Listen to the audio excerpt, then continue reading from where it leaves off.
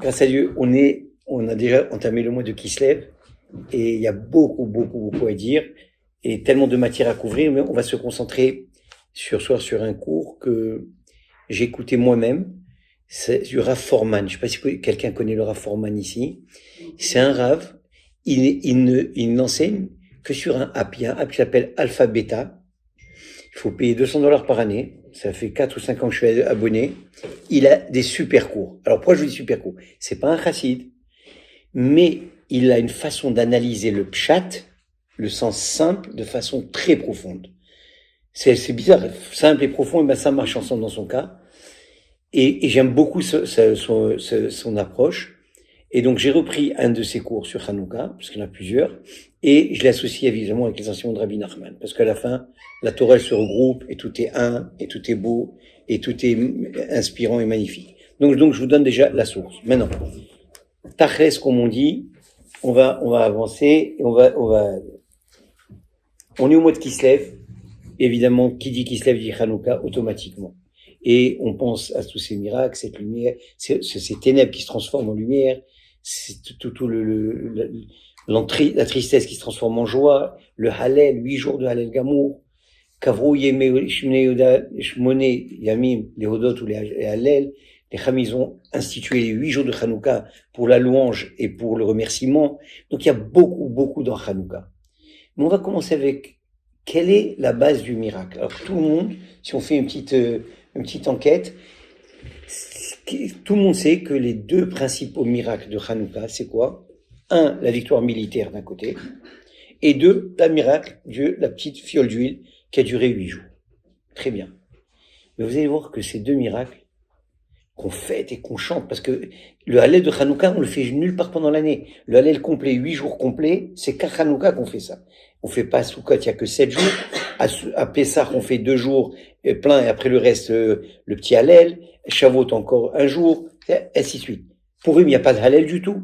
Mais Hanouka, c'est la louange. C'est la connexion par excellence avec Akadosh Baruch Hu à travers la Tfila. Et il y a beaucoup de sodot, c'est puisqu'on est dans un public féminin, tout Hanouka, il est sous l'emblème de Léa Imenu. C'est-à-dire des 4 Imaot, Sarah, Rivka, Rachel, Léa, c'est Léa la principale figure dominante de la fête de Hanouka. Mais on va pas prendre cette direction, on va expliquer ces deux miracles. D'un côté, il y a le miracle de l'huile, de l'autre côté, il y a la victoire militaire. Alors, il faut savoir, qu'est-ce qui a fait en sorte que on a fait un si grand plat de la fête de Hanouka? Je m'explique, Mechila. En 3500 ans d'histoire, et il y a eu des épisodes dans l'histoire juive, nos Chachamim n'ont pointé que 2 moments dans l'histoire juive pour dire ça, non seulement ils sont importants, aller se remémorer, aller et revivre année après année la fête, mais en plus de ça, les Hati de Lavo, ce sont les 2 fêtes qui vont dominer le plus. Remise, quand le Mashiach va venir, la lumière des Shalosh Regalim, Pessah, Shavuot, Sukkot, la lumière de Kippour, Rosh Hashanah, ça serait une toute petite lumière comme devant le soleil. Et la lumière de Purim et Hanouka, elle brillera de façon éternelle et complète et de façon... Et ça, c'est les Chachamim qui ont fixé ces 2 jours-là. Et pourquoi donc ils ont fixé ces 2 jours? Qu'est-ce qu'il y a de bien? On va le voir très vite, qu'il y a tellement d'autres opportunités de fixer tellement d'autres jours dans le calendrier de l'année. Non, nos Chachamim sont arrêtés sur terre. Alors on va expliquer. Si tu me dis c'est la victoire militaire, alors va relire les livres d'histoire et tu vas voir très vite qu'en vérité, c'était pas une victoire du tout. C'est vrai qu'ils sont débarrassés des Grecs. Rappelez-vous, du point de vue historique, on est à l'époque du 2e temple. Le premier temple, c'est le temple du roi Salomon. Il avait duré 410 ans. Détruit par Nabuchodonosor, les Perses. On se retrouve 70 ans en exil en Perse, justement. Et là-bas, il y a l'histoire de Esther et de Mordechai. Grâce à Dieu, un Nafochuna total, d'une destruction totale. Non seulement on n'est pas détruit, mais on nous donne l'autorisation de revenir sur notre terre. Donc il y a un gap de 70 ans, et on reconstruit le 2e Beth Amikdash. Et voilà, le 2e Beth Amikdash maintenant, il est opérationnel, il est fonctionnel, et il va quand même. Et pourtant, et là, au milieu, à peu près, du temps du 2e Amikdash, le premier a duré 410, le deuxième 420, au total, on a eu 830 ans de Beth Amikdash. sur 3700 ans d'histoire, c'est pas beaucoup, mais c'est très important. Comme ils disent souvent, Israël a peu de géographie, mais beaucoup d'histoire. Et à cette période du deuxième Beth Amikdash, donc les Grecs, comme vous le savez toutes, sont arrivés, et le but de la civilisation grecque, Aristote, Platon et tous les grands philosophes grecs, leur but, c'était pas de détruire, comme plus tard les Romains vont détruire le Beth Amikdash, comme Nabuchodonosor avait détruit le premier, leur but, c'est de déraciner la Neshama juive. Ils introduisent des lois, pas de Shabbat, pas de Kashrut, pas de Brit Mila, pas de Rosh Chodesh, les piliers de la Torah, ils veulent nous déraciner. Donc, ils s'attaquent à l'âme plutôt qu'au corps. Haman, quand il voulait nous détruire, l'histoire de Purim, c'est au corps qu'il s'attaquait. Il voulait détruire physiquement l'âme Israël. Hitler, il marchait, c'était pareil. Les Grecs sont venus avec une autre approche, ils voulaient nous déraciner spirituellement. Et ils étaient presque arrivés. Il y avait énormément de Juifs qui s'étaient déjà, comment dirais-je ça. Et là, pour Hashem, les Hashmonaïm, les Kohanim, qui sont pas du tout des guerriers. Il y a Yehuda Maccabi avec ses frères et son père, tac, tac, tac, ils s'organisent, ils commencent la révolte. Et non seulement ils réussissent, ils arrivent à embarquer à peu près au plus haut de la guerre. Ils ont réussi à ramasser 10 000 hommes, mais contre combien de Grecs? Contre 250 000 hommes armés grecs. Alors, des Kohanim qui ne sont jamais battus, ok, à part faire de la shrita à des vaches et des moutons et des veaux, d'un coup ils se retrouvent dans une armée aiguisée, très puissante, et ils les gagnent. Waouh, miracle. Évidemment, il y a de quoi fêter, tu vas me dire. Mais pas tellement. Parce que dès la deuxième génération, après la reprise du pouvoir par le peuple juif, très vite, ça a très mal tourné, des meurtres, des machins, des batailles fratricides, jusqu'au point que tout a décadé, et finalement les Romains sont arrivés, et ils ont trouvé un terrain fertile pour complètement détruire tout ce qu'ils ont détruit. Donc en vérité, cette victoire militaire, et je vous passe tous les détails historiques, parce qu'il y en a énormément, tu lis ces détails, ça te fait tellement peur, parce que ça ressemble tellement malheureusement à ce qu'on a vécu avant le 7 octobre, en termes de Hardout d'Israël, en termes de manière de fonctionner, on dirait que l'histoire ne fait que se répéter. Donc, je vous évite tous les détails d'histoire parce que je vais arriver à des choses plus concrètes.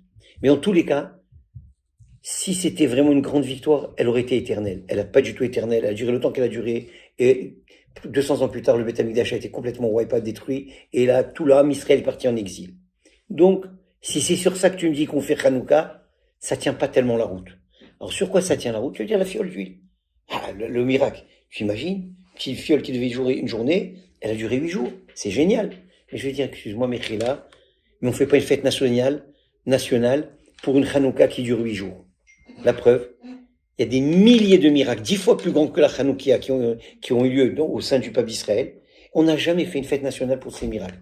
Allez, on va commencer avec un qui est communautaire, que tout le monde connaît. Yoshua Binoun, dès la rentrée des enfants en Eretz Israël, sur les ordres d'Hachem, qu'est-ce qu'il fait? Il tourne autour des murailles de Jéricho. Et là, qu'est-ce qui se passe? Après 7 akafot, c'est pour ça qu'on fait l'akafot aussi à Simchat Torah et tout ça. Après 7 akafot, les murs de Jéricho, comme des murs d'ascenseur, alors c'était une fortification imprenable. Et voilà que, après ces akafot, c'était un Shabbat en plus, tout est rentré dans le sol, plat, sol absolument aplani. Ils sont rentrés, ils ont pris Jéricho comme on prend une fleur. On cueille une fleur. Alors attention, si moi c'est moi le jury qui doit décider d'une fête nationale, waouh! Mais c'est magnifique, ça. Tu t'imagines? Eh ben non. La majorité des gens ne connaissent même pas l'histoire. Oublie fête nationale. Est-ce que les gens qui savent? N'importe pas. Ah, tu me parles de la fiole, mais la fiole, regarde, c'est grand, l'huile, le chémin, le zaït. Alors moi, je vais dire, voilà, il y a une histoire très connue. Vous connaissez toutes, mesdames. C'est de Rabbi Hanan ben Dossa. Rabbi Hanan Dossa, pauvre comme pas possible. C'est le symbole de la pauvreté, mais de la plus grande sitcoute possible et imaginaire. On dit que Rabbi Hanan ben Dossa, il se nourrissait d'un caroub, avec du caroub d'un Shabbat à un autre Shabbat. Mais par contre, lui, il nourrissait le monde entier. Sa Torah, sa sainteté, sa petite côte, elle alimentait le monde entier. Mais lui, de quoi il se nourrissait? D'un petit caroub. Voilà Rabbi Renosa. Imagine la petite côte. Sa fille, un jour, elle dit, papa, on a un petit souci. Il dit quoi?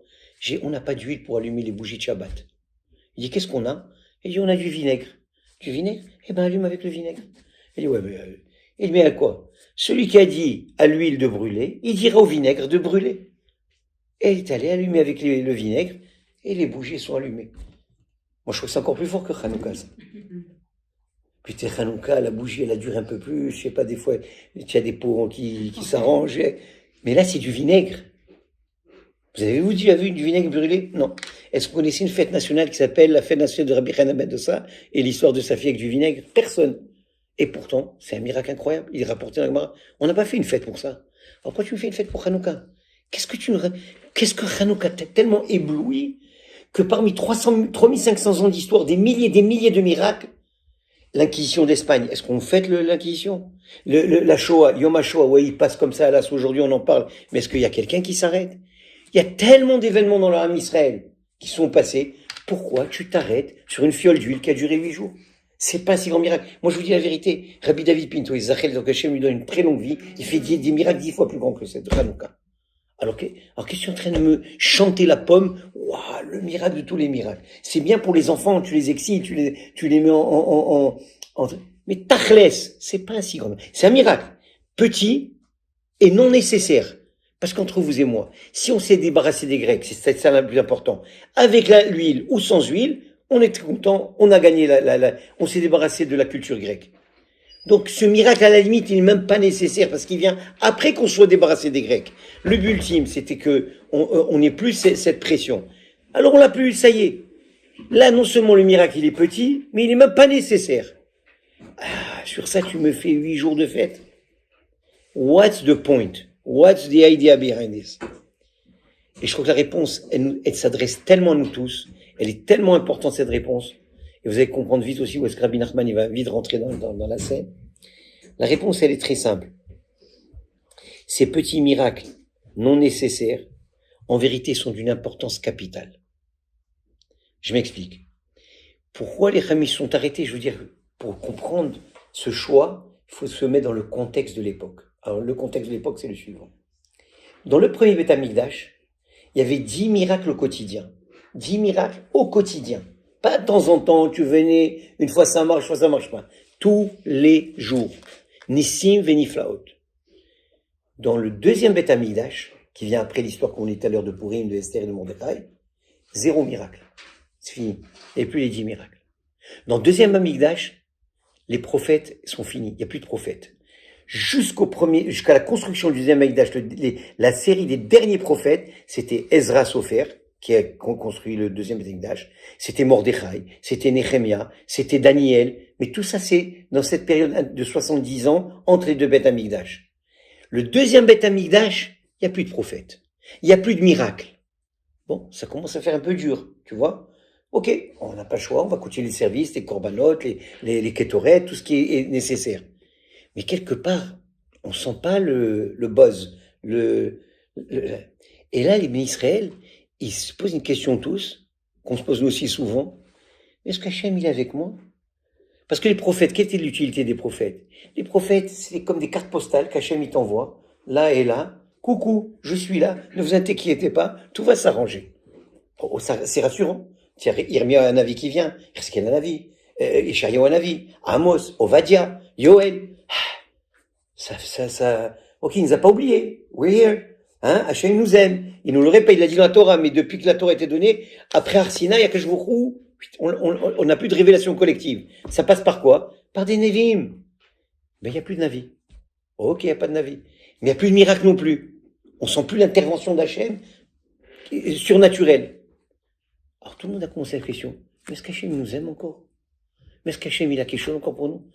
Peut-être que, comme les nations ils disent, la philosophie grecque, voilà, il y a Platon, Aristote, tous ces imbéciles, peut-être que c'est eux qui ont pris take-over. Et comme plus tard les chrétiens vont dire, c'est eux la nouvelle alliance, et plus tard les musulmans ils vont dire non, Moïse, grand prophète, Jésus, Jules Citron, grand prophète, mais moi le plus grand de tous. C'est la nouvelle des super alliances, n'importe quoi. Et, alors peut-être c'est vrai tout ça. Là ils ont commencé à paniquer. Plus que ça, plein de juifs sont en train de s'assimiler à une vitesse grand V à l'hellénisme, à la culture grecque, à la philosophie grecque.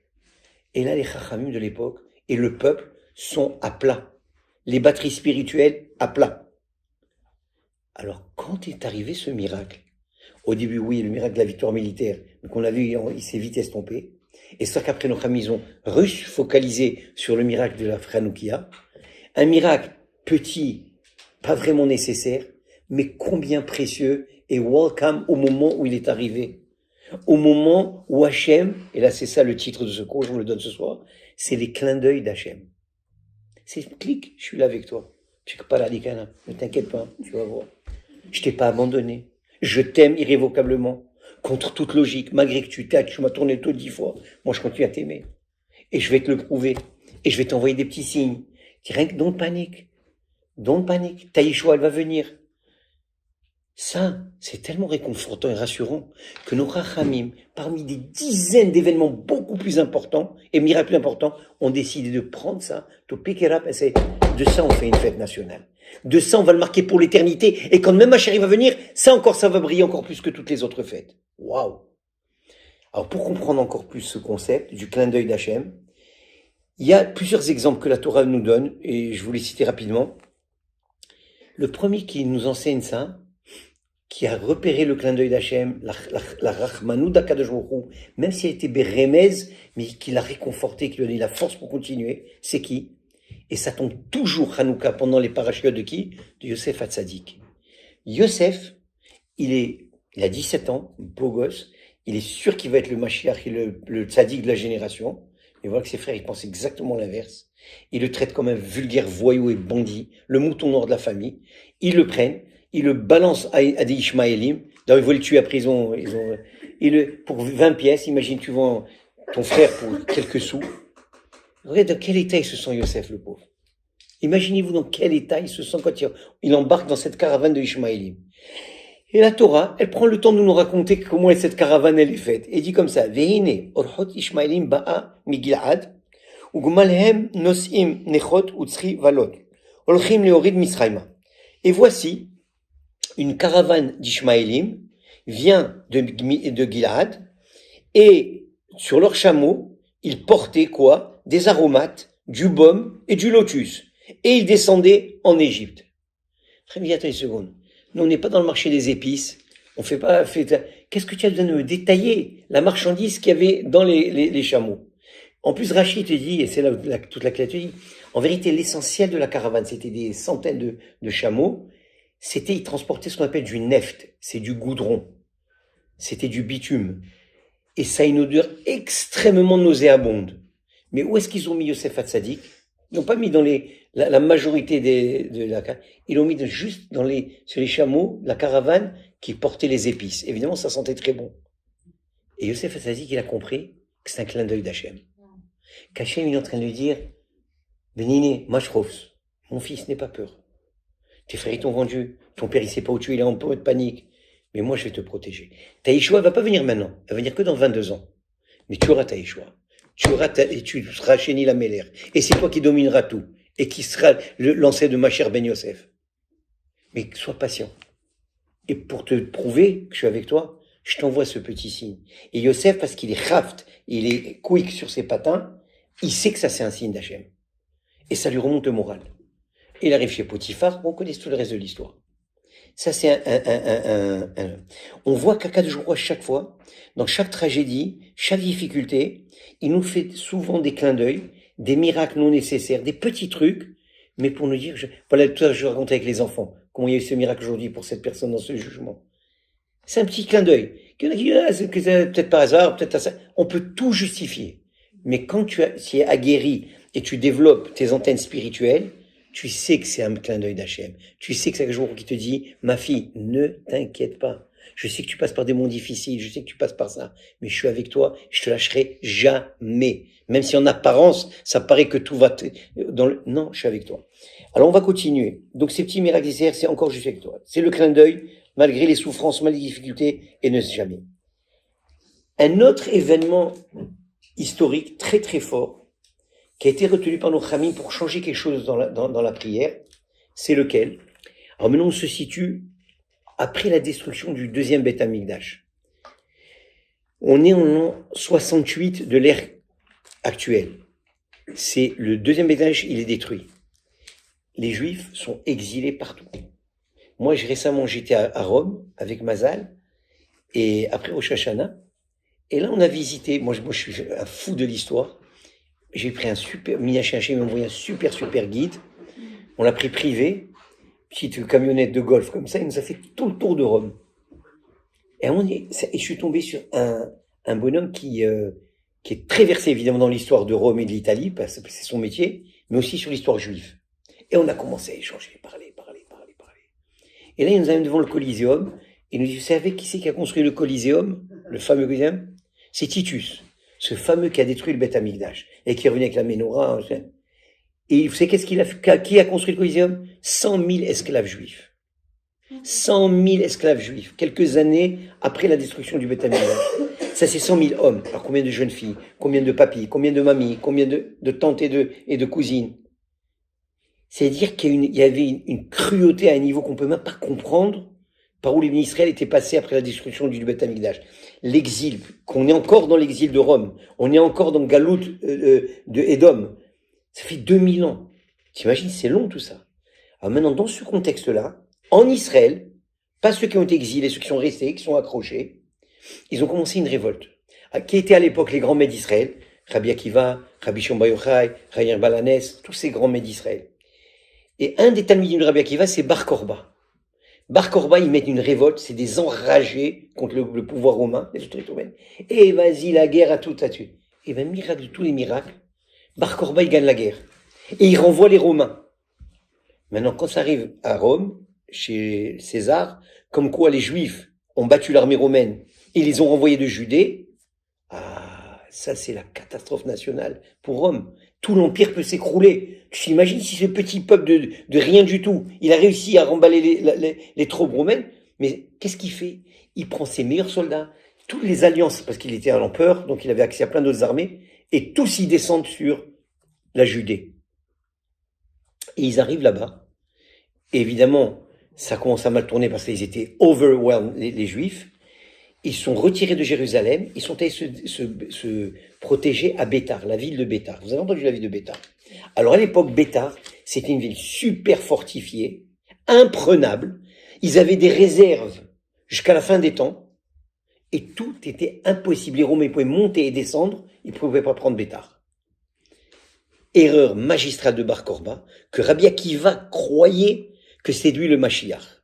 Vous savez que les Ilchot Mashiach, qu'on a dans le Rambam, dans les Chot Melachim, où là-bas on te dit voici les critères du Mashiach, tac, tac, tac, tac. Vous savez d'où on les a déduits?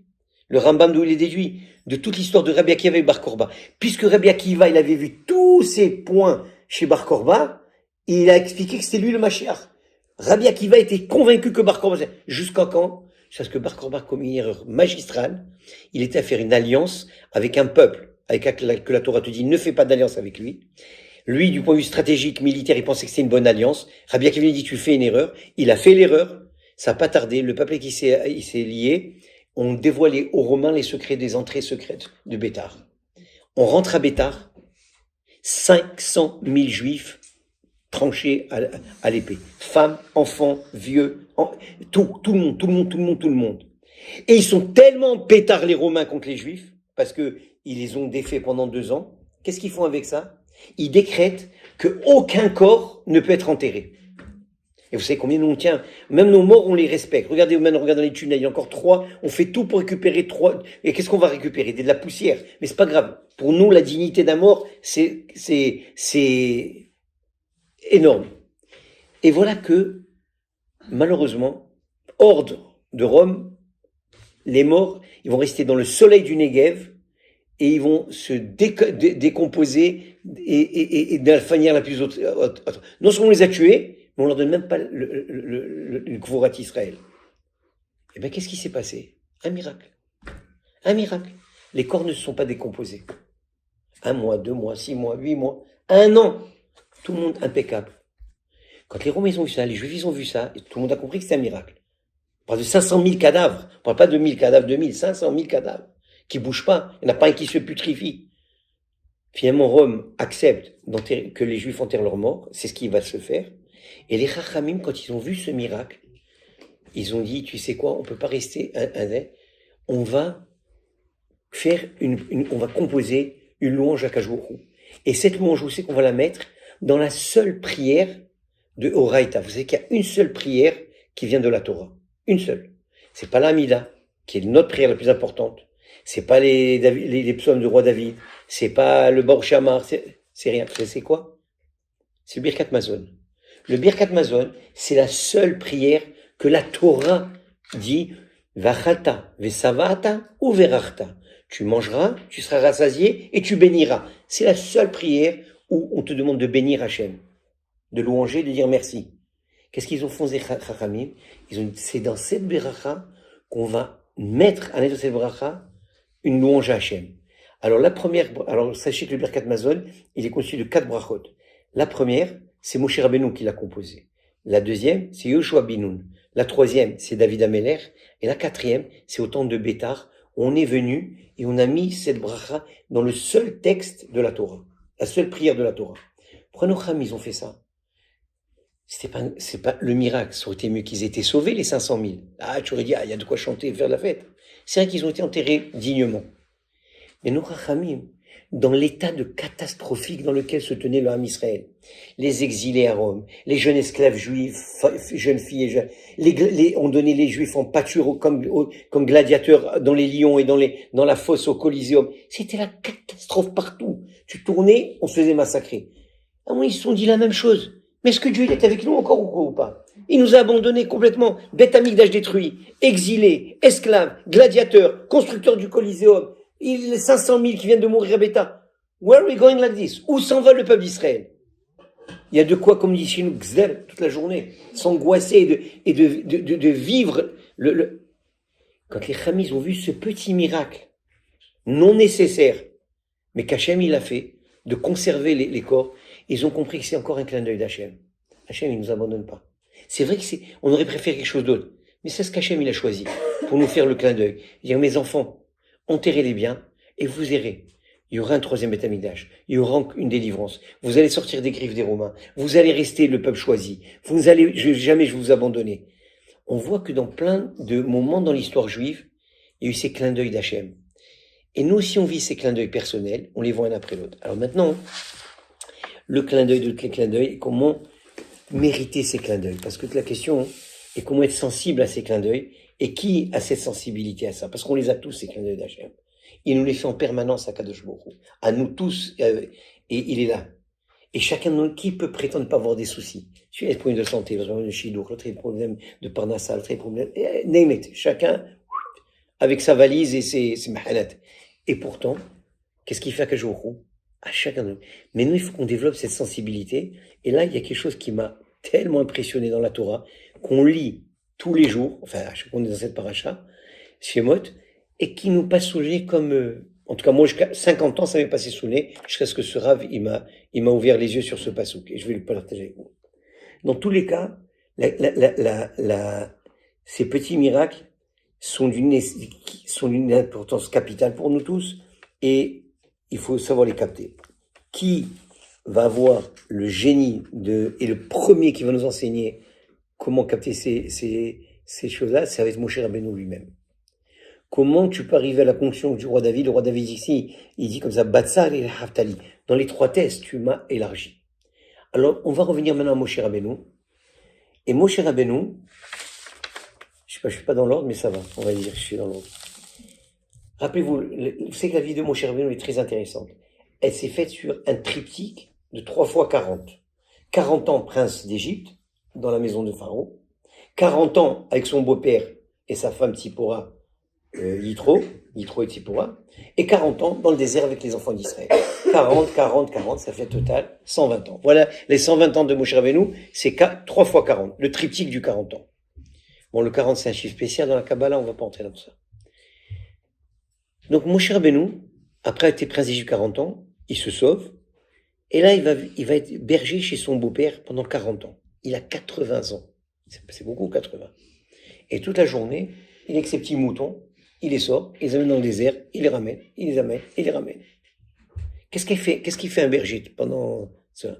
Rabbeinu, il a dit, regardez, remarquez-le bien, que tous les bergers, les grandes sadikim d'Israël, c'était tous des bergers. Avram, c'était un berger. Israël, Yaakov, Moshe, Yosef, David, les fameux 7 ushpizines qu'on a dans la soukha, c'était tous des bergers. Et qu'est-ce qu'un berger, il fait jour et nuit? Il parle avec Hachem. Il beau des doutes. Il beau des doutes, ça veut dire il est quoi? Au mouton, il va parler. C'est pas et on n'est pas encore AI, pour qu'il y ait des moutons robots avec qui tu peux avoir une discussion. À qui il va parler? Avec Hachem. Et Rabbeinu dit, ils ont atteint les niveaux qu'ils ont atteints parce qu'ils faisaient beau des doutes en permanence. Tous. Jusqu'à David Ameler. qui était le berger, et Moshe Rabbeinu, on l'appelle le Raya Mehemna, le fidèle berger. Maintenant, Moshe Rabbeinu, ça fait 80 ans qu'il parle avec Hachem. Est-ce qu'Hachem lui a parlé? Non. Jamais.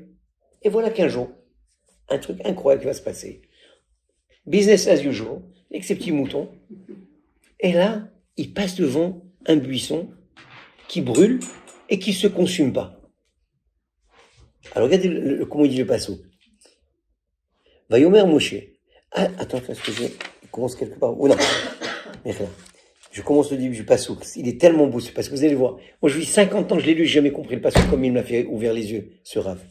Il dit, Vayar malach Hashem, ela belabat esh. Il y a un ange de Dieu qui lui a montré dans le mitoch hasne, au milieu du buisson. Vayar vini hasne boer, baesh, vasne eno ukal. Et voici que le buisson, il brûlait et il ne se consumait pas. Continue. Vayomer Moshe, asurana. Viens que je me dévie. Ve'ere atamaria gadol azé. Je suis voir cette grande chose. Madoua le vasne. Ça a l'air que ce buisson, il ne se consume pas. Alors j'arrête là. Après, je vais vous dire la suite. Dernier passage, c'est la bombe. Moshe Rabbeinu, il se promène et il voit un buisson qui brûle. Il regarde, il est un peu bizarre ce buisson. Il ne brûle pas comme d'habitude, comme les autres. Parce qu'il faut savoir que dans le désert, les buissons, ils brûlent sans arrêt. On est dans le désert. Vous savez, quand on était petit dans la cour de récréation, on prenait une loupe et on mettait sur le papier. Je ne sais pas si les filles elles font ça, les garçons ça rate pas. Et même ils te mettent le feu à la baraque partout. Ils viennent avec leur loupe, ça prend feu. Quand il y a du feu, un soleil intense, tout ce qui est sec, il va partir. Paille, papier, ce que tu veux. Mais dans le désert, ces buissons, ils brûlent comme, je sais pas, les feux rouges, ils s'allument, ils s'éteignent ici. C'est toute la journée. Alors, ça fait 40 ans qu'ils voient des buissons brûler, Moshe Rabbeinu. Pitom, ils voient un buisson qui a pas comme d'habitude. Maintenant, un berger normal, il aurait continué son chemin. Il ne se serait pas arrêté. Il aurait continué. Ok, il brûle, il y a aussi un peu plus, non, la couleur, la flamme elle est verte, elle est jaune, elle est bleue. Who cares? Qui c'est qui a le temps de s'arrêter pour un autre buisson qui brûle? Non. Moshe lui dit, tiens, laisse-moi voir. Et là, le passage qui dit, Vayomer, Moshe asurana ve'ere, que je me dévie mon chemin et que j'aille voir ce buisson. Et vous savez quel est le prochain passage? C'est une bombe atomique, le prochain passage. Vayar Hashem qui sar lirot. Hashem, il a vu que Moshe, il a dévié pour aller voir. Vayikra elav Elohim. Dieu l'a appelé. Mitoch hasne, Vayomer Moshe, Vayomer Hineni. Première rencontre. Après 80 ans de Hitbo des doutes, entre Akash Baruch Hu et Moshe. Toute l'histoire maintenant va commencer. Toute l'histoire, quoi? Le passou qui le dit, Meforash, écoutez bien. Vayar Hashem qui sar lirot. Dieu a vu que Moshe a dévié pour voir. Vayikra elav Elohim. Dieu l'a appelé. Qu'est-ce que tu comprends? Que si Moshe n'avait pas dévié pour aller voir le buisson, il l'aurait pas appelé. Et on serait encore des Mustapha et des Khadija en Égypte. Tu t'imagines? Toute l'histoire, elle tenait sur quoi? Sur une sensibilité de la part de Moshe Rabbeinu à quelque chose d'inhabituel, à ce clin d'œil qu'Hachem est en train de lui faire. Évidemment qu'Hachem, il attendait. Mais comment il a fait le clin d'œil? À travers le sné. Il lui fait brûler un buisson. Maintenant, Moshe, il peut passer à côté. Il dit, oh, stop. Là, c'est 80 ans qu'il parle avec Hachem. Il a développé une sensibilité spirituelle. Il commence à sentir comment Hachem, il parle. Il nous parle des fois à travers nos pensées. Des fois, il nous parle à travers. Et je lisais un texte, on est sur la Torah 33. Là-bas, Rabbeinu, il te dit, même à travers un goy, Hachem, il te parle. D'abord, en général, la manière dont Hachem nous parle, dit Rabbeinu, c'est toujours avec les gens les plus proches de nous. Quand ta femme, moi je prends mon cas, quand ma femme, elle me parle, c'est ça que je prends le plus au sérieux. C'est-à-dire, ma femme, c'est comme c'est l'être qui est le plus proche de moi, même plus proche que mes enfants, et c'est comme ça qu'on doit considérer son conjoint. C'est la personne qui va te donner les messages les plus clairs dans ta vie. Maintenant, à toi, mais aussi clair soit-il, aussi proche soit-il, faudrait-il encore les décortiquer et les decrypted. C'est toujours du encrypted language. Et c'est du WhatsApp spirituel. Tu vois, il faut savoir comment décoder tout ça. Parce qu'elle va jamais te dire, dis-moi, Sadia, hier, tu as raté la prière, tu as pas fait ci, pourquoi tu as fait la salade comme ça? Salade égale prière, égale chouchouka, égale ci, égale. C'est toi qui dois décrypter le message. Mais ta femme, elle va te donner, ou ton conjoint, parce qu'elle va donner le message le plus proche de ta réalité. Après, plus le cercle d'amitié ou de famille, il s'éloigne, et plus tu vas voir que le message, il va devenir de plus en plus difficile à comprendre. Rabbi Nachman, il te dit, ne crois pas, même les goyim, quand un goy, il te parle, c'est Hachem qui te parle à travers eux. Quelle preuve il donne de ça, mon cher Rabbi Nachman? Il dit, c'est écrit dans la Torah, Vayu le totafot ben enecha. On parle des téphilines. Et ce sera un signe entre tes yeux. La Gemara pose la question, c'est quoi ce mot totafot? Vayu le totafot ben enecha. Décris-moi, ça sera une boîte noire, avec 4 parachiotes, entre tes yeux, et sur ton bras, et ça s'appelle les téphilines. Et tu lui mets rien. Totafot. Vous avez entendu ce mot en hébreu? Demandez à l'Israélien le plus éduqué, il ne saura pas ce que ça veut dire totafot. Alors, totafot, la Gemara dit, tu sais quoi? En vérité, ce sont 2 mots étrangers. Tot, be afriki, c'est 2. Fot, be kaspi, c'est 2. Ah. Alors, 2 plus 2, ça fait combien? 4. Ah, veille le totafot, donc ils seront 4 entre tes yeux. 4 quoi? 4 pareil. Regarde, tu sais, quand on était petit, on disait, je hawale ton oreille, il te dit comme ça. Eh, fais-moi ça, c'est tout. Non, non. Pourquoi tout ce détour? Pourquoi la Torah, elle a besoin de passer par 2 langues étrangères, le Kaspi, l'Afriki, ça c'est 2, ça c'est 2. Tu les additionnes pour comprendre que finalement, tu vas mettre 4 parachutes entre tes yeux. C'est beaucoup, non? Nous, les gens, on dit compliqué. Rien n'est facile chez nous. Eh ben, tu sais pourquoi? Rabbeinu, il a raison pour Hachem, il a fait ça comme ça. Pour t'apprendre que même dans les langues étrangères, même parmi les goïms, même parmi les nations, quand ils s'adresseront à toi, ils ont un message pour toi. Ils sont porteurs d'une vérité. Oui, peut-être une vérité éloignée, peut-être quelque chose que tu vas peut-être pas catcher sur place. Quand tu as le chef du Hamas qui t'insulte et qui te dit des choses que tu n'as pas envie d'entendre, ben, tu sais, écoute-les. Parce que dans ça aussi, il y a un message. Son insulte, elle est porte quelque chose. Moi, je le savais, rappelez-vous, juste après le 7 octobre, le premier cours que j'ai fait après le 7 octobre, je lui ai dit, c'est un manque de shalom, c'est parce qu'on n'est pas unis, c'est parce que tout ça, ça nous est arrivé, on pouvait le douter que ça allait arriver. Et ben, quelques temps plus tard, ils l'ont dit, on a profité de la division qu'il y avait dans l'armée Israël pour attaquer. Mais ça, c'est des messages qu'il fallait qu'on capte avant. Il fallait pas attendre que la catastrophe, elle arrive. Il faut être vif dans la vie, il faut être rapte les choses. Non, malheureusement, tout le monde est endormi. Ça s'appelle Nastara Betor Hastara, un voilement dans le voilement. Et tout le monde, et on est passé à côté. Conclusion. Ici, Moshe Rabbeinu, lui, il comprend que ce buisson, il a quelque chose de spécial. Il est pas ordinaire, et il va pas passer à côté, et il va pas dire, ah, c'est des autres. Alors maintenant, si vous dites, ouais, mais attends une seconde, Moshe, alors ils ont fait une étude, je crois que c'est à Harvard ou dans une autre université américaine, une étude très connue. Écoutez, regardez le fruit de cette étude. Ils ont pris un deck de cartes, ils ont mis des 2 de cœur et des 3 de cœur. Maintenant, une carte, un 2 de cœur, ils ont ajouté un cœur. Il y avait 3 cœurs, c'est écrit 2, mais ils ont mis 3 cœurs. Et ils ont commencé à faire passer les cartes devant des enfants. Donc tout le monde voit les cartes. Et à un moment donné, la 53e carte, où c'est du milieu de la phase importante, elle avait un signe inversé. Et ils ont demandé, est-ce que vous les voyez? Non, non, non. Tout est normal, tout est normal. En vérité, ils ont prouvé après dans l'expérience que l'œil humain, il regarde la chose, mais le cerveau, il refuse. Il refuse l'anomalie.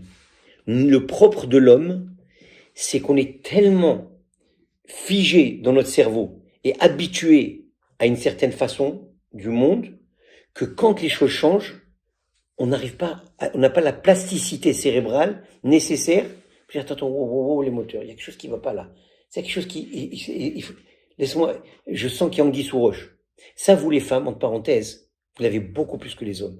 Alors imaginez-vous, ça s'appelle la Bina Yetera, c'est cette intuition féminine, c'est derrière la base du roi Hakodesh. Si vous avez cette Bina, la vine d'avoir, mitor d'avoir, de comprendre quelque chose à travers quelque chose d'autre, c'est cette finesse de faire, comment on dit, connect the dots. Ça, les femmes sont championnes. C'est pour ça que je vous dis, Abraham, tais-toi, écoute ta femme Sarah. C'est pour ça qu'ensuite Rivka, elle était plus forte qu'Yitzhak. Tu me dis, moi, ces femmes, c'est des superwomen. Oui, parce qu'elles avaient Bina Yetera. Elles avaient, la famille juive, plus que d'autres encore, elles ont Bina Yetera. Elles ont cette fonction, cette capacité de voir plus loin. Nous, les hommes, il faut comprendre, en tout cas, moi, je parle pour moi, 0. Je peux voir quelque chose devant moi, et je le vois pas. Et ma femme dit, alors, tu vois pas ça? Je lui dis, non, qu'est-ce que tu vois? Elle me décrit une scène que je vois, mais que je comprends rien de cette scène. Mon œil, il voit, mais mon cerveau, il refuse. Parce qu'on est tellement coincé sclérosé dans une idée qu'on arrive très difficilement à casser. Mon cher Rabbeinu, il était Adon Hanevim, le maître de tous les prophètes. Et Nevoa, il y a le mot Bina dedans. Il avait une Bina plus que Yetera, multiplié par 1 million. Et lui, il a vite catché qu'il y avait quelque chose d'anormal dans ce Sné. Et dès qu'il est venu, il a dévié, et il a fait l'effort. Et là, voilà le secret. C'est pas que je vois quelque chose et je fais semblant de rien, je continue. Non, j'arrête. J'analyse, je médite, je prie sur ce message. Et si je fais ça, Dieu, il l'a appelé. Dieu, il l'a appelé, il a commencé à discuter maintenant, open. Là, ça y est, les voiles tombent, le discours commence, l'histoire commence, la Géoula commence. Alors, si on veut une Géoula personnelle, il faut être à l'affût de ces petits clins d'œil d'Hachem. Hachem ne va pas venir se révéler gratuitement à n'importe qui, n'importe où, dans n'importe quel sport. Et je dis, oui, moi je vois rien du tout. Ben, pose-toi la question, pourquoi tu vois rien du tout? Est-ce que tu fais des doutes? Est-ce que tu parles avec Hachem? Est-ce que tu connectes avec lui? Est-ce que tu cherches à ce qu'il se révèle à toi? Ben, mais tu cherches. Tu es prêt à écouter son message? Tu es prêt à décrypter son message si tu le reçois? Et tu vas pas jamais le recevoir. C'est pas Rogers 5 on 5, j'ai tout vu, ouais, j'ai tout compris. Absolument pas. C'était Rogers 1 on 5, 2 on 5, dans le meilleur des cas. Ça va être un message un peu confus. C'est qu'à part Moshe Rabbeinu, le Zohar, il dit que le seul Navi qui avait ce qu'on appelle Meira de Aspaklaria, c'est-à-dire, imaginez, on est sur le domaine, c'est clair, on voit clair ce qui se passe dehors. C'est Meira de Aspaklaria, c'est-à-dire sans aucune interférence. Les autres Nevim, les grands Nevim, Ishayahu et Chesed, comme on en a parlé tout à l'heure, même eux, c'était comme une vitre givrée. Vous savez, une vitre givrée, tu vois des formes, tu devines, tu vois quelque chose, c'est une voiture qui vient de passer. Après, tu vois deux qui passent, ben c'est monsieur et madame qui passent. Tu sais pas sûr, tu sais pas qui c'est très, et tu dois faire des efforts. Les Nevim, ils voyaient une bouilloire qui sifflait, ils disaient, ah, ça c'est, il y a quelque chose, une tempête du nord qui arrive. Mais d'où tu sais que la bouilloire égale tempête? Ils interprétaient les rêves, ils étaient capables, mais ils désiraient voir cette connexion avec Hachem. La même chose avec nous. Un jour où, sachez-le, Rabbeinu, il nous dit, il s'adresse à nous 24 heures sur 24 heures. Il nous parle en permanence. Mais est-ce que nous, on l'écoute? Est-ce que nous, on fait l'effort? Est-ce qu'on dévie de notre chemin? On s'arrête, on médite, on fait, il voit des doutes, on prend le temps de prendre le message et de l'intégrer et de le décortiquer. C'est ça notre travail. Lui, il est prêt. À jour, anytime. Tu fais ce que Moshe Rabbeinu a fait. Il a dévié pour aller voir. Mais toi aussi, il dévie et voit. Et tu vas voir comment Hachem, il va se parler. Mais tout ça pour dire quoi? Ok, bon après il y a plein d'autres trucs, je ne vais pas rentrer encore. Hein? Oui, exactement. Voilà, j'ai mon café, je vais le smell tout de suite. Il me reste quelques minutes, parce que je ne veux pas trop long, on est déjà à 42 minutes. Et on termine. Tout ça, si vous remarquez, vous connaissez déjà pour les enseignements un peu de Rabbi Nachman, cette idée d'aller chercher le petit point, et ces petits points connectent ensuite de dots, c'est très particulier dans la Torah de Rabbi Nachman. Vous connaissez cette fameuse Torah, la plus fameuse de toutes, Azamra l'Elokai. Qu'est-ce qu'il dit Rabbeinu là-bas? Va chercher la Nekuda Tova, chez toi, chez l'autre, chez l'un, et appuie sur cette Nekuda Tova. Appuie dessus, et tu vas voir comment elle va grandir, elle va illuminer. Chez Rabbi Nachman, ça a toujours été les petits pas, les petites lumières, les petites choses. Cette petite bougie de Hanouka, dans la noirceur la plus totale, et utilise-la, prends-la, rapte-la, et tu vas voir comment Ksat Or, Doré Harbe Chocher, comment un peu de lumière repousse beaucoup de ténèbres. Un peu de lumière, il dit le Baal Shem Tov. Et tu vas voir que, mets cette petite bougie dans le noir, tu vas voir comment elle va éclairer cette bougie. Énormément. Dans la Chassidou, il y a un principe. Tu te bats jamais avec les forces du mal. Tu te bats jamais avec le Chocher. Tu amènes de la lumière. Et encore de la lumière. Et en faisant ça, tu vas repousser complètement les ténèbres et toutes les difficultés et tu vas réussir tous tes challenges et tu vas préparer ta route, une route qui est claire mais ça prend quoi? Une lumière après l'autre. Une petite bougie après une autre. La majorité du temps, c'est la force du SCRA, c'est quoi? Et c'est ça, on s'est tous plantés, en tout cas moi je parle pour moi. Il vient avec une idée de perfection. Ou tu fais tout ou tu fais rien. Prenez les enfants, les jeunes adolescents ou même des jeunes adultes. Ils disent, bon, tu sais, je mets pas le taït katan parce que je mets pas la kippa. Et alors, si tu mets pas la kippa, mets le taït katan quand même. Ah non, à quoi ça sert de mettre le taït katan si je mets pas la kippa? Mais qui t'a dit que le taït katan et la kippa, ils sont reliés?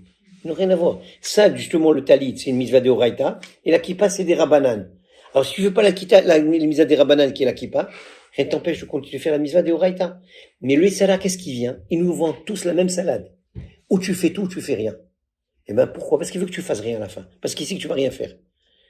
Un petit peu, et c'est bien, il dit Rabbeinu. Tout le temps, il utilise cette expression. Rabbeinu te dit un petit peu, et c'est très bien.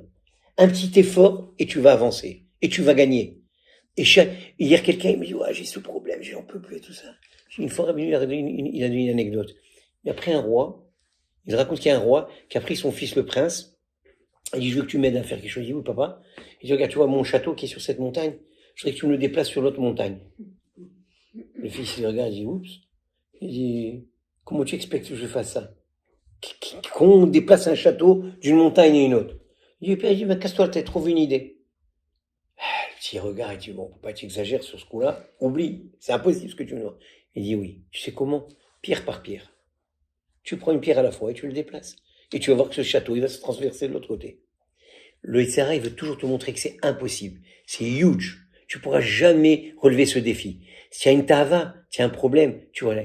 C'est la théorie des petits pas. Rabbi Nachman, il a souvent insisté ça. Regarde, concentre-toi sur le peu de bien qu'il y a en toi, qu'il y a chez ton ami, qu'il y a dans les circonstances de la vie. Des fois, on dit, Hachem, qu'est-ce que tu as contre moi? J'ai que des poisses, ça marche pas, ça marche pas. Je dis, stop. Cherche les petites bonnes choses qu'Hachem est en train de te faire. Concentre-toi sur les bons points qu'Hachem te fait. Tu es marié? Non. Tu as des enfants? Non. Mais au moins tu as ça. Oui, j'ai ça. Tu es vivant? Tu es sur deux pieds? Tu as la santé? Eh ben, concentre-toi. C'est ce qu'il dit David Améler. Et merci, c'est un passou tellement fort, on l'oublie. Il dit, Batsar et Haftali. Dans l'étroitesse, tu m'as élargi. Qu'est-ce que c'est que dans l'étroitesse, tu m'as élargi? C'est dans l'étroitesse, tu m'as montré des petites choses qui m'ont élargi, qui m'ont donné une conscience beaucoup plus large. Parce que le problème, c'est quand on se laisse pressurisé par tout ce qui nous arrive, on voit plus clair. On n'a plus cette clarté mentale. On n'est plus capable de résoudre nos problèmes. Pourquoi? Parce qu'on veut les affronter en bloc. Non. En mathématiques, vous avez tous appris ce principe. Tu as une équation. Tu sais ce que tu as fait? Break down. Casse-la, simplifie-la, mets-la en morceaux, et tu vas voir qu'à la fin, tu vas faire x égale 30. Mais pour arriver à x égale 30, tu as cassé toute l'équation. Et tu as fait des tac, tac, tac. Après, tu es arrivé à la valeur de x, tu la remets dans l'équation directe, et tout est clair, et tout est parfait. Parce que tu as fait un breakdown de l'information. Un petit peu, et c'est très bien. Apprends à voir les petits clins d'œil d'Hachem dans ta vie. Un petit clin d'œil, un autre petit clin d'œil, et une appréciation, un remerciement. Et tu vas voir que, gentiment, tranquillement, tout va se remettre en ordre. La photo qui était complètement désordonnée, là, elle va commencer à faire du sens. Là, pourquoi tu es passé par cet événement? Qu'est-ce qui est arrivé? Et là, ça s'appelle, mamash, la clarté d'esprit. Tu as un ruach nachon. Lev taror bareli Elohim, ve ruach nachon chadesh bekirbi. Tu veux ce ruach nachon? Purifie ton cœur. Enlève les tavotes, une par une.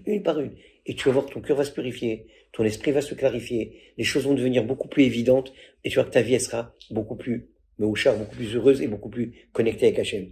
Donc ici, il y a tellement à dire sur ce concept. Et c'est ça tout Hanouka. Hanouka, nos amis, ils ont voulu mettre l'accent pour nous dire, ah, non, j'ai oublié, wow. Un truc de fou. C'est ton mari qui m'a envoyé ça la semaine dernière. Il m'envoie une dracha de Moarash, le Rav Shik, ce fameux rabbi qui est enterré à Yavniel. C'est une lumière de les lumières. Rabbi David Aria, quand il est décédé il y a quelques années, il a dit que c'était une des rares âmes nouvelles dans le monde. De Rav Shik, il a dit ça. Regardez qu'est-ce qu'il dit Rav Shik, basé sur un Likutei Moharan. Il dit, quand le mois de Kislev il arrive, on vient de commencer Mor Hashem, il dit, rachetez-vous du mot Kislev. Quels sont les rachetez-vous veut dire le début. Ce fameux passou, Vayar Hashem Kisar Lirot. Dieu a vu qu'il a dévié pour voir. Vayar, ça commence à un verbe. Hashem Yud. Ki Chaf. Sar avec sa mère. Lirot Lamed. Ça fait Kislev. Au mois de Kislev, il va nous enseigner qu'il y a une opportunité extraordinaire de voir ces petits détails, d'être plus raffiné à ce moment-là. Il y a comme une sorte de ségoula, de remède mystique, de capacité. Et alors que c'est le mois le plus sombre de l'année, vous savez qu'au mois de Kislev, on va vivre les nuits les plus longues et les jours les plus courts.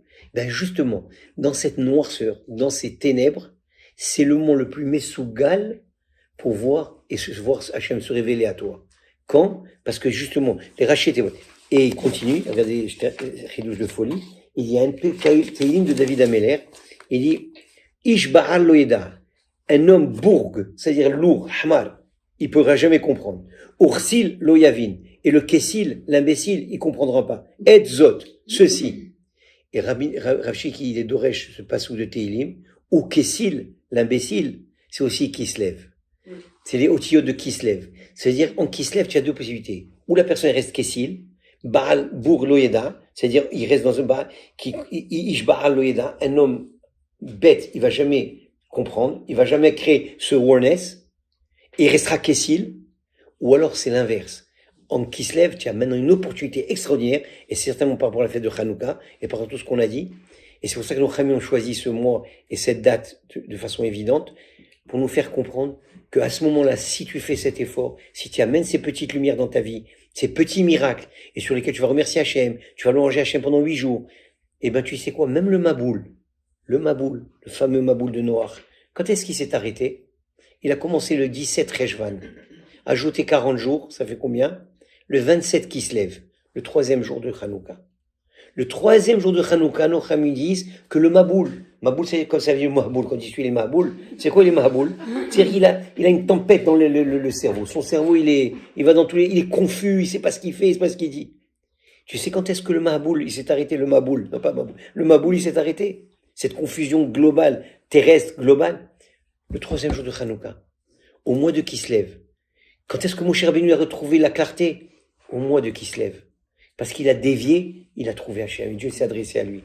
Alors c'est un mois qui est messougal de façon extraordinaire, qui est propice à se connecter avec Hachem, même dans les choses, les moments les plus difficiles de notre vie, dans les mois les plus durs, dans les événements les plus difficiles, les plus noirs de notre existence. C'est maintenant, plus que jamais, que si rien que tu fais l'effort d'être sensible et de dévier et de prendre le temps de t'asseoir, de méditer, de faire des efforts de connexion, et qu'Hachem y voit ça, eh bien il fera ce qu'il a fait pour Moshe Rabbeinu. Qui sar l'irot, parce qu'Hachem a vu qu'il a dévié pour voir, Vaikra el Elohim. Dieu l'a appelé pour lui parler. Et il l'a appelé Moshe, Hineni. Je vois si je suis présent. Donc, si vous voulez, et on a tous besoin de la présence d'Hachem, parce que nul bonheur en dehors d'Hachem. À jour où on doit être collé à lui.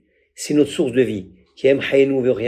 C'est lui qui nous donne tout. C'est lui qui le faiseur, qui nous a créé, qui nous maintient en vie, qui crée tous les événements autour de nous. C'est lui, quand tu commences à penser, il faut la grandeur divine, tu me dis, combien c'est puissant, Hachem. Moi, j'ai un copain avec qui on est deux tripeurs de physique quantique, on rentre dans des théories de Maboul, on peut le dire. Et après, encore ce soir, on est en train de discuter, on se dit, mais c'est tellement puissant, Hachem, c'est tellement grand. On n'a aucune idée jusqu'où va l'infinie grandeur d'Hachem. Eh ben, Hanouka, c'est le moment unique dans l'année où tu peux grasp ce qu'on appelle le Or Ensof, la lumière infinie de Dieu. Cette lumière infinie d'Akadosh Baruch Hu, elle descend à Hanouka. Et Hachem, il nous l'a donnée. Et il l'a marqué. Parce que nos Chachamim l'ont marqué, alors Hachem, il a suivi. Et c'est tellement vrai ce que je vais vous dire. Hanouka, c'est quelle date? Le 25 qui se lève. Prenez dans la Torah, Bereshit, Bar Elokim, Hashem Vares,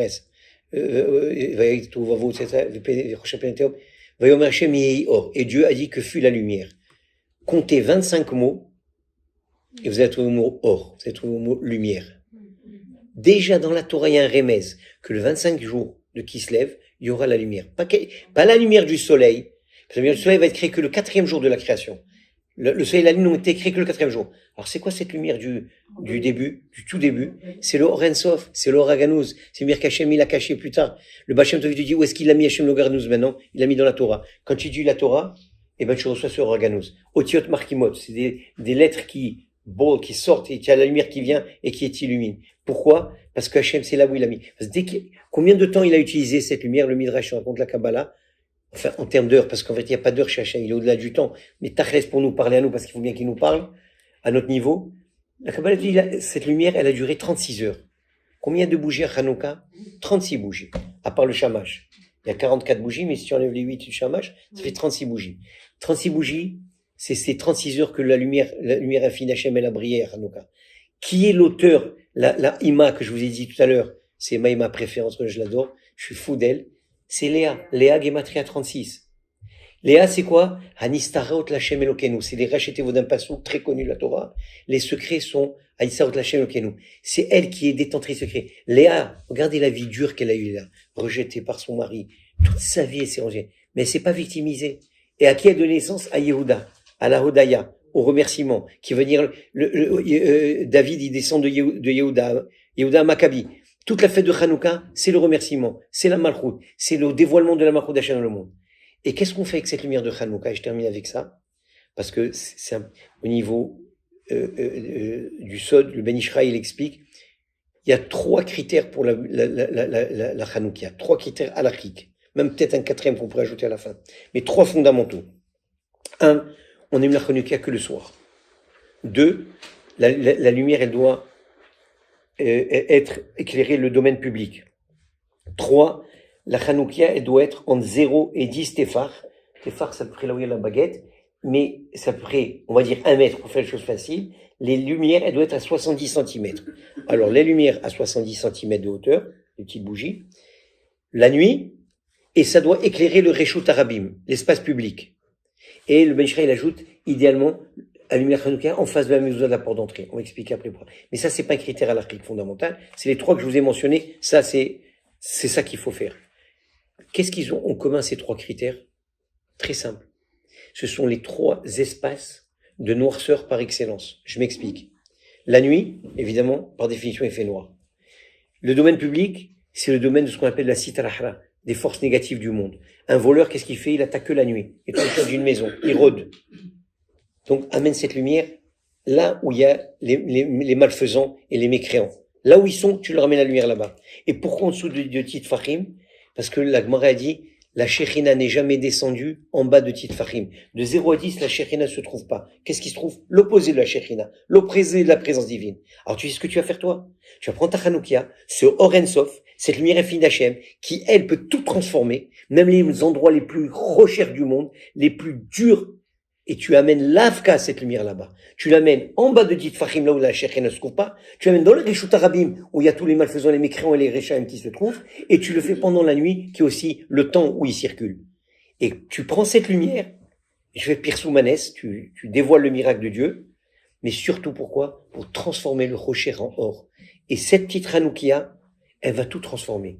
Elle peut transformer toutes les forces négatives du monde. Pas rien que les neutraliser, les transformer en bien, que elles-mêmes deviennent les véhicules de la Shekhinah. Parce que c'est ça le but ultime, c'est non seulement de neutraliser le mal, mais de mettre le mal même au service du kavod d'Hachem et du dévoilement d'Hachem. Ça, c'est encore l'étape ultime et finale. Et nous, qu'est-ce qu'on fait ça? C'est à Hanouka. À Hanouka, on peut s'éclairer nous-mêmes, les endroits les plus reculés. Ce soir, avant de venir, maintenant, j'ai dû quitter pour faire un appel à quelqu'un. Et toute une histoire de Moshalom Bayit, il est dehors, mais je veux dormir dehors, ma femme, pas que j'entre à la maison, tout ça. Je raconte pas toute l'histoire. Mais je lui dis, regarde, elle est en train de te rendre service. Il dit, comment ça? Je me suis acheté un matelas gonflable, je vais dormir, je sais pas, tout ça. Je vais même pas prendre une douche. Je dis, regarde, elle est en train de te rendre service, ta femme. Écoute-la. Écoute-la parce que tu as des choses qui datent depuis ton enfance. Et tu les colportes. Et tu es victime de tout ce qui t'est arrivé pendant que tu étais petit. Et il a une vie très très dure, une enfance extrêmement dure. Il a plein d'agmat nefesh à l'intérieur de lui. Aujourd'hui, ça ressort. Ça déborde sur ses enfants, sur sa femme, sur plein de choses. Je lui va réparer. Amène de la lumière. Sors tout ce qui va pas. Tant que tu resteras encrassé, tu pourras pas reconstruire ton foyer. Ton foyer passe par de la thérapie, il passe par du travail, un travail intense. Mais amène de la lumière dans ta vie. Maintenant, il a enfoui des choses. Hanouka, c'est le moment le plus messougal de toute l'année pour amener cette lumière à l'intérieur. C'est pour ça que nos Chachamim nous disent, tu restes 30 minutes à regarder les flammes. Hanerot ala anu maleke. L'olishtamesh bahem, et là, les rotam bilvad. Ils sont pas pour les utiliser pour faire de la lecture ou quelque chose. Seulement pour les voir. Prends Chachamim demande pendant une demi-heure. Rien que regarde cette lumière. Parce que cette lumière représente la lumière infinie de Dieu. Laisse-la pénétrer à travers tes yeux et aller nettoyer ton âme. Aller nettoyer tous les bobos, les cicatrices et les blessures qui sont à l'intérieur de toi. Tous ces traumas que tu n'as jamais pu encore régler. Toutes ces angoisses que tu n'as jamais encore réussi à évacuer. Et on est remplis tous de ça. Et tu sors du ventre de ta mère, paf, on t'a mis une claque en sortant, l'infirmière t'a claqué. Après, elle te tient comme ça à l'envers. Après, elle te balance dans un truc. Wow, welcome to my world, il dit le Salah. Alors, pétahat à trouver, sinon on va sortir maintenant, il nous attend tous dehors. Et il va essayer de nous mettre encore des claques, nous faire glisser partout. Alors, on est rempli de problèmes. Il dit, Rabbi Nachman, tu dois réparer la faute d'Adam Arishon, parce on est descendre d'Adam Arishon. On doit réparer les fautes des Gilgulim, tes réincarnations précédentes. Et on doit réparer nos fautes. Ça fait beaucoup tout ça. Et ben, tu sais quoi, Hanouka? Tu peux tout réparer. Tu peux tout nettoyer. Et la preuve que tu vas arriver à faire ça, tu vas tellement chanter à 4 jours. Tu vas le louanger pendant 8 jours, non-stop. Les beignets, les machins. Bon, ça, c'est pas diététique, mais dans tous les cas, il y a de quoi être super content. Et c'est pour ça que nos Chachamim ont choisi cette fête. Parce que cette fête, elle a le pouvoir. C'est la seule, pendant toute l'année, qui peut faire descendre la lumière du Or Sof, l'infini de Dieu, et l'amener dans notre dimension où il y a le plus de ténèbres et de difficultés. Et enlever tous les dynimes, enlever toutes les tsarotes. Pareil, amuser, carrément nous débarrasser. C'est pour ça qu'il faut prendre le temps de chanter, de remercier, de louanger, de faire ça en famille, de faire ça avec le maximum d'amour et de hava.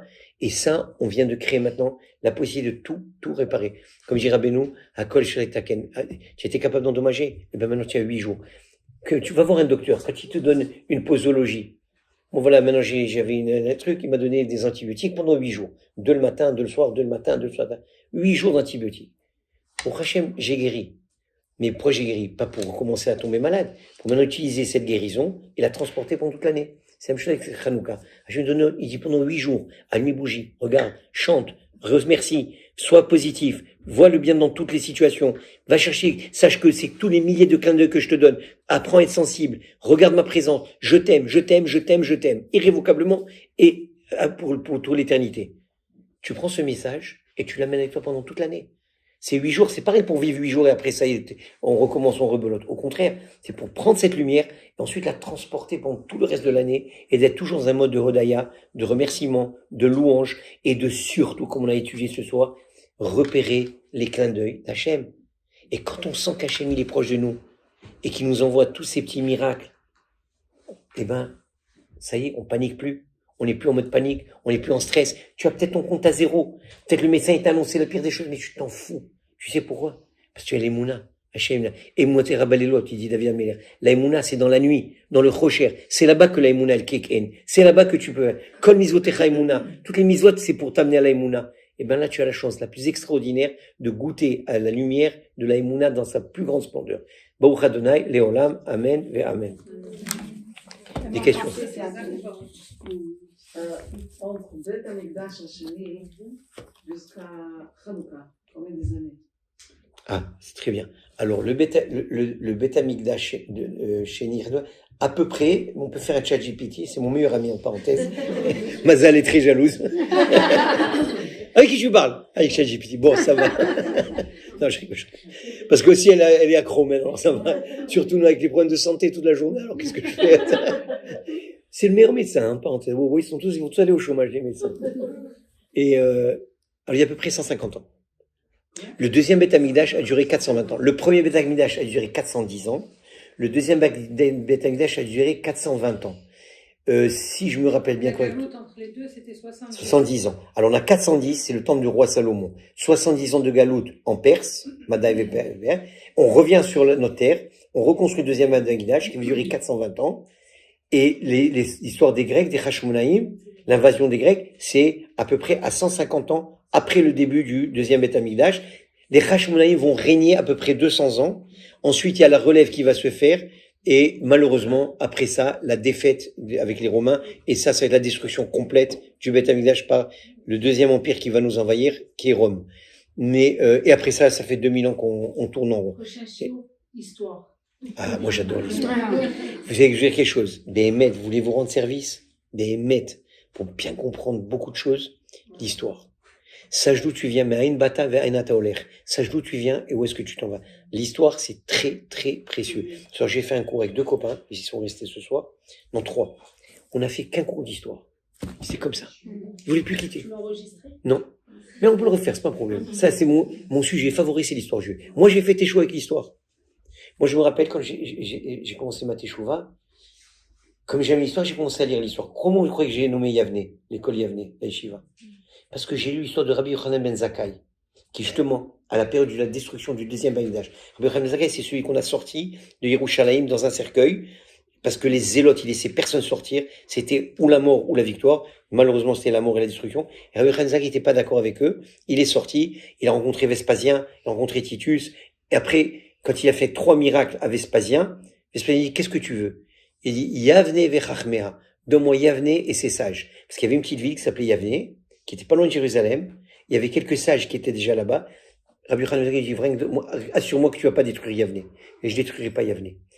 Yerushalayim a été détruit avec tous les tzadikim, les Kohen Gadol et tous les grands maîtres d'Israël. Et c'est la seule chose sur quoi tout le judaïsme est reparti, toute la Torah, sur cette petite ville de Yavne, que Rabbi Yochanan ben Zakkai a insisté pour qu'elle soit protégée. Et Hachem a fait un miracle. Que Rabbi Yochanan ben Zakkai, il a aidé Vespasien parce qu'il avait un pied enflé, il lui a donné comment le faire. Il lui a dit, il a salué comme l'empereur. Vespasien dit, je suis pas l'empereur, je suis juste un général de guerre. Il dit, non, tu es l'empereur, parce qu'il y a qu'un empereur qui peut détruire le Beth Amikdash. Ça n'a pas tardé, il y a une caravane qui arrive, vive l'empereur, vive l'empereur. Vespasien a été nommé empereur de Rome. Parce qu'entre-temps, l'autre, il est mort, ils sont venus annoncer que lui était nommé. Il dit, mais comment tu savais? Genre, vraiment, c'est combien les tzadikim ils savent. En tout cas, longue histoire courte, c'est comme ça que j'ai nommé Yavne. L'histoire. Il faut écrire l'histoire sur un... Moi, l'histoire, l'école. parce que c'est le renouveau. À l'époque, quand moi j'ai commencé à faire tes choix, il y avait rien. C'est le désert. Spirituellement, c'était le désert. Il y avait absolument rien. Comme aujourd'hui, un petit qui voit, je les vois à la maternelle, le fils de Jonathan Ben Zekri. Ah, il me dit, tu connais mon papa? Je dis, mais bien sûr que je le connais avant toi. Il me regarde. Comment tu peux le connaître avant moi? Jamais de la vie, je le connais avant toi. Alors, je voulais pas, mais c'est vrai que je le connais avant lui. En tout cas, c'est marrant parce que l'histoire, c'est, mais il y a rien, écoutez bien, depuis Mechazek que d'étudier l'histoire juive. Ça, d'abord, la beauté de l'histoire juive, c'est que ça se répète. C'est des patterns. Oui. Il y a des très bons livres d'histoire juive. Il y a un gars qui s'appelle Barrel Solomon, si je me rappelle. Non, pas Barrel, comment il s'appelait, il y a un Barry, quelque chose. Si vous voulez, je vous les enverrai sur le groupe. J'en ai 3 à la maison. Il y a un qui s'appelle 2000 ans d'histoire juive. Il y en a un autre. Il y a plusieurs très bons. Je vous dis, quelque chose qui est très mechazek, c'est l'histoire. Et à travers l'histoire, tu apprends énormément les patterns de l'histoire. L'histoire ne fait que se répéter. Et si après tu catches le pattern, moi je rappelle ce cours que j'avais donné juste après le 7 octobre. Avant le 7 octobre, j'avais fait un cours. Je dis, guys, je sais pas vers où on s'en va. Je suis pas agent du Mossad. Je suis pas agent de quoi que ce soit. Mais on court vers une catastrophe, là. Quand je voyais la Knesset, les bancs y volaient, les insultes, les machins, je dis, mais où est-ce qu'on s'en va? Cette Sina qu'il y avait, elle était le signe précurseur d'une immense catastrophe. C'était pas chaud. Il faut pas être racham pour le comprendre. On l'a vu tellement de fois dans notre histoire. Voilà encore l'histoire, elle se répète. C'était aussi l'histoire qui s'est passée après les Hashmonaïm. Donc, une fois que tu apprends l'histoire, ça y est, après tu repères les patterns et tu sais ce qui va se passer. Maintenant, voilà, mais il parle, ouais, ce Mandani, il va monter, t'inquiète pas. Comme il va monter, il va tomber. Et t'inquiète pas, Aman, il a été pendu sur la potence avec ses 10 fils. Lui aussi, il sera pendu. Don't worry. C'est au d'abord, ça te calme. Parce que tu sais que l'histoire va bien terminer. Nous, on connaît pas Apocalypse. Dans le monde chrétien, tout devient apocalypse. Il va y avoir des destructions, Amadégon. Et si, oublie tout ça. Simcha, Emouna, danse. La fin va être heureuse. Au contraire, ça y est. Combien de fois de Tsarot on va voir? Ah ouais, on n'a pas arrêté. Nous, on attend la fin. Eux, ils ont peur de la fin. Voilà. Eux, ils ont peur de la fin et nous, on attend et la fin va être heureuse. Elle va tourner. Alors donc, nous, il faut rester calme. Et pourquoi? Alors, pour connecter tout ce qu'on a dit. Parce qu'on voit les petits signes. Qu'est-ce qu'on voit maintenant? Ah, quoi maintenant? On s'est battu contre 8 armées, on a gagné. Combien vous croyez qu'il y a de juifs en Israël aujourd'hui? Je vous en supplie, faites un calcul. Si ça, c'est pas un clin d'œil d'Hachem, il est comme ça, c'est pas un clin d'œil, pas ça. T'as fait ça maintenant, Hachem. Combien vous croyez qu'on est de juifs en Israël? 7 millions. Combien vous croyez de Palestiniens en Israël, d'Arabes palestiniens en Israël? 2 millions. 3 millions, 4? Il y a 7 millions. Il y a 2,3 à Gaza, 3 millions dans le West Bank et 1,8 Israéliens arabes. Ça fait 7 millions. En Israël, aujourd'hui, il y a 7 millions de juifs et 7 millions d'arabes. D'accord? Tu as 3 fronts au menu. Gaza, West Bank et la 5e colonne de l'intérieur. Tu as 8 pays qui t'attaquent, 8 armées. L'Irak, la Syrie, le Hezbollah, les Houthis, l'Iran, qui c'est qu'il y a encore d'autres? La Jordanie, l'Égypte, qui jamais fait le truc. 1,8 milliard. Il nous attaque de tous les côtés. On sort gagnant. C'est pas un clin d'œil d'Hachem, ça? C'est plus qu'un clin d'œil, c'est ça. Je vous aime, vous inquiétez pas. Ma chère, il s'en vient. Allez vous acheter vos maisons à Jérusalem, arrêtez de paniquer. Oui, c'est à cause de vous.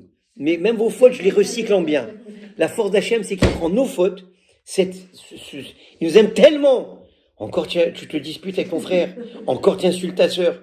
Allez, on va composer avec ce négatif, on va faire du recyclage, et on remet tout dans le positif. Regardez la grandeur d'Hachem. Il n'arrête pas de nous dire « je vous aime ». Combien de fois il va nous le dire, combien de fois il va agir. Ça y est, on a compris le message. Mais il faut qu'on agisse, nous aussi. Bien qu'on dévie un peu notre chemin, qu'on arrête de faire les habitudes de singe qu'on a, qu'on devienne un peu plus recyclé, qu'on prenne le message une fois pour toutes, et qu'on aille qu'on chante et qu'on danse. Pas compliqué. À chaque fois qu'on est déprimé, c'est qu'on voit plus les clins d'œil d'Hachem, c'est qu'on est devenu, on s'est bloqué l'esprit, et c'est le début de toutes les catastrophes. Il faut jamais déprimer. Misva, Gedula, Yod Blet, Ratami. Pour la Emouna, la Simcha, la Idbodedou. Et tout ça, il faut le faire naturellement. Et arrêter de sortir. Hachem, il veut notre réussite personnelle et collective. À chacun d'entre nous. La prunelle de ses yeux, c'est ses enfants d'Israël. Béni, Bechori, Israël. On est le fils aîné de toutes les nations. Mais c'est pour ça qu'ils nous jalousent. Ils en peuvent plus. Mettez-vous à la place d'un gars. Il voit tous ses succès, tous ses victoires. Startup Nation. Mais le problème, c'est qu'on est un peu trop balgava. Ah, on a vendu 14 milliards Mobileye. On a vendu ça. On a les meilleurs lasers. Tais-toi. Sois discret. Le propre d'un juif, c'est d'être anav. Ish anav mikol adam. Sois anav. Tu réussis, mais ta voix, tais-toi. Ma mère, elle a toujours appris ce qu'est. Tu as quelque chose, tais-toi. Pas besoin de faire de la friture. Reste tranquille. Alors là, on a un petit défaut. On est un peu trop balgava. Il faut reconnaître nos torts. Il faut savoir travailler. Mais de l'autre côté, Plianara, Startup Nation, on défie toutes les armées du monde, on défie toutes les logiques humaines. Moi, si je suis un gauche, je regarde ces jeux, il y a une embrouille dans tout ça, il y a quelque chose, something's wrong.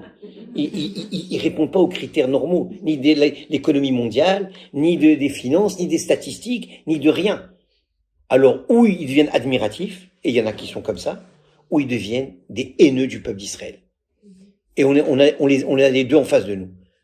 Alors voilà, en Bézat Hashem, nous, on doit continuer à agir bien. Nous, on doit continuer à agir avec Emouna et Bitachon, et surtout, revoir combien Hashem, il est avec nous. C'est ces clins d'œil qu'il faut repérer jour après jour. Rabbi Nachman, il te dit, Hashem, il te parle 24/24.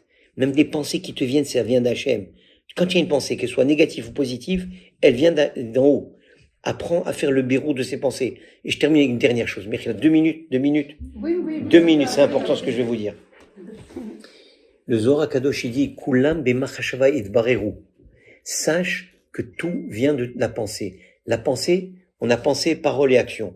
La pensée, c'est elle qui crée notre réalité, la manière dont on pense. Surtout aussi la manière dont on parle. La parole, c'est encore plus puissant, parce que c'est la charnière entre la pensée et l'action. C'est l'intermédiaire. C'est comme une porte. Elle s'ouvre parce qu'il y a des charnières. Entre l'extérieur et l'intérieur, c'est la porte qui fait. La charnière, c'est la parole. Donc c'est hyper important.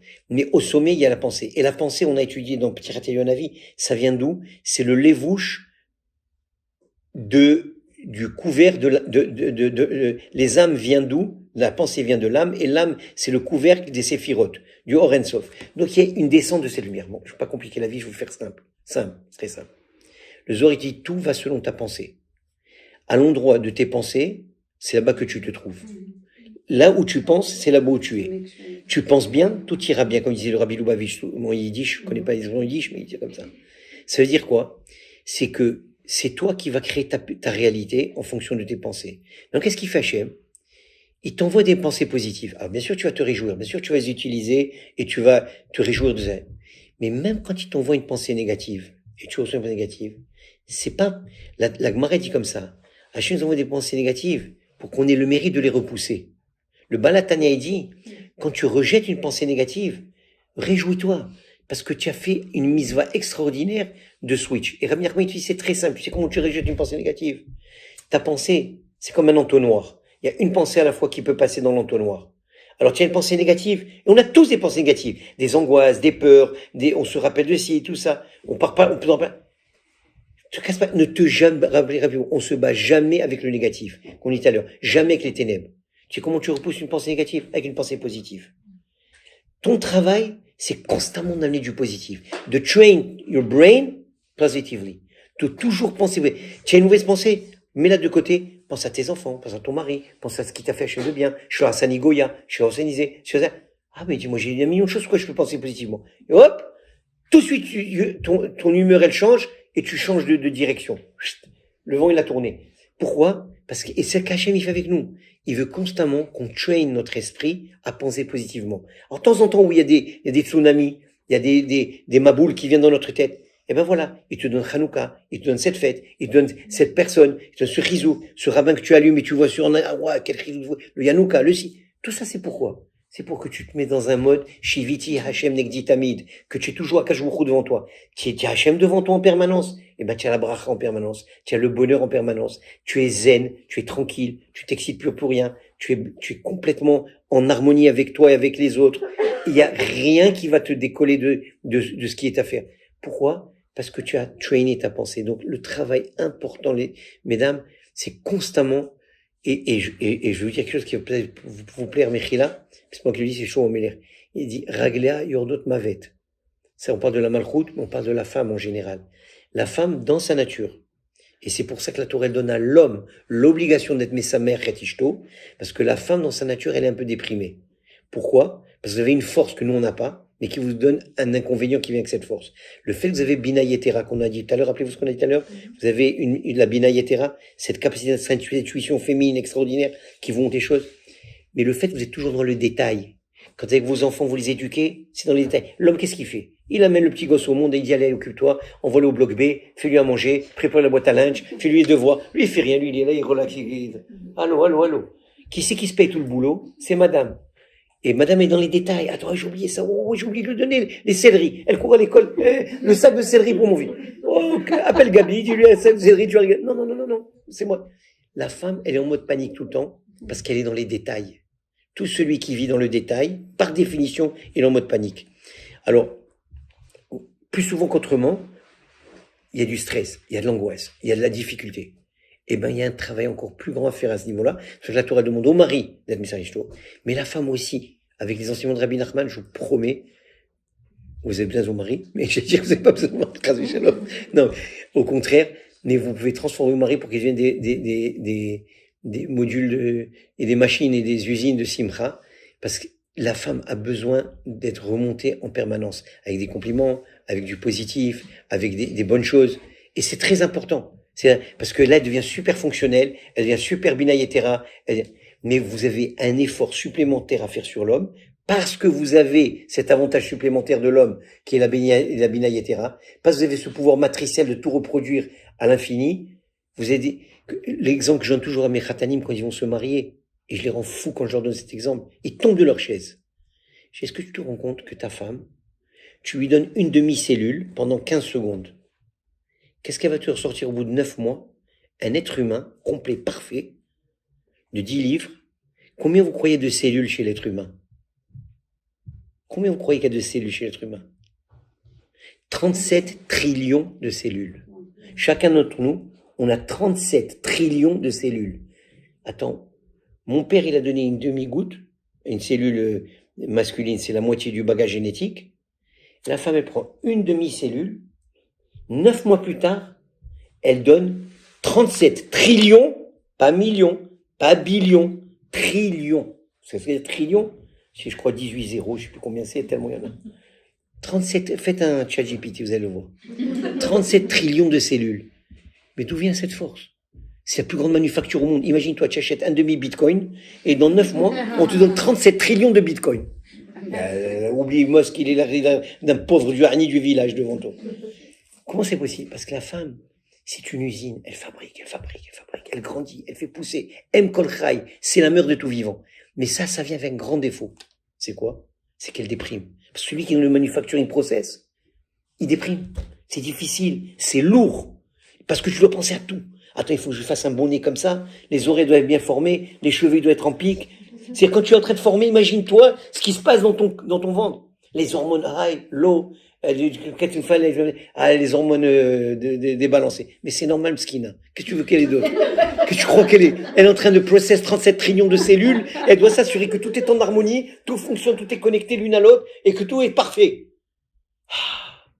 Mais bien sûr qu'elle va être angoissée. Et quoi? Qu'est-ce que tu attends? Qu'elle va sortir avec un smiley face après l'accouchement? Elle jure ça et je me fais plus d'enfants, vous connaissez. Elle m'aurait dit, elle jure, je veux plus d'enfants. Tu dois lui faire un tarné d'arim sur place. Hein? Je sais pas, j'ai mis, je sais pas, là, Léana. Ça, c'est mon 28e petit enfant. Est-ce que le dernier paragraphe que vous avez dit, vous donnez au parler aux enfants? Mais évidemment. Quoi? Moi, je suis le champion du marteau sur les hommes. Toute la journée, vous voulez des bons maris, envoyez-les. Moi, je leur fais un cours, vous n'allez pas les reconnaître. Mais dans tous les cas, regardez, mesdames, je vous en supplie. Pensez positive.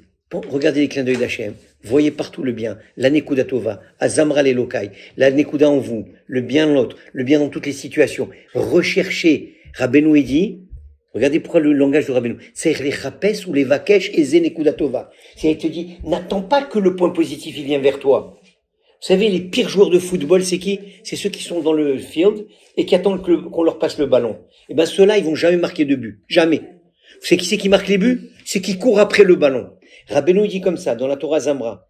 Saïr les vakesh ou les chapes et zenekuda tova. Il faut rechercher et trouver un point positif. C'est-à-dire quoi? Tu dois être active. Faire ce que Moshe Rabbeinu a fait. Il a dévié pour aller chercher ce buisson. Ne reste pas comme ça, et espérant que oui, tu auras bientôt la félicité, tu auras une illumination extra. Non, il n'y a pas. Cherche, trouve, cherche le bien en toi, cherche le bien chez les autres, cherche le bien dans toutes les situations. C'est un travail actif, c'est pas un travail passif. La majorité des gens disent, je vois rien. Mais tu vois, parce qu'il faut aucun effort. Tu cherches pas le bien. Bien sûr que tu auras que des tuiles dans la tête et que tu auras que des pensées négatives. Mais si tu vas et tu fais cette recherche constante de bien et de voir le bien et de le trouver, mais ta vie, elle va changer. Mais sois actif. Sois pas comme une bahlala, comme ça, une patate qui attend. Non, move on. Move on. Alors, le message, je connais. Même qui se lève, en français, c'est qui se lève. Ouais, qui se lève? Qui se lève? Avant-hier soir, hier soir. Qu'est-ce qu'on est ce soir? Mardi. Non, dimanche, j'ai fait un Sefer Torah. Comment j'ai commencé? Pour avoir des donations, évidemment. Qui se la poche et lève le cœur. Il faut aller joindre la poche et le cœur. C'est qui se lève.